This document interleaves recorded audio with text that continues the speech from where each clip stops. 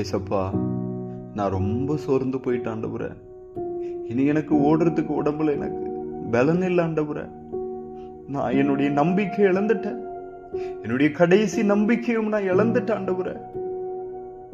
நான் மரித்தாலும் நலமாயிருக்கும் என்று என்னுடைய மனதில் எனக்கு பாரம் வருகிறது ஆண்டவரே.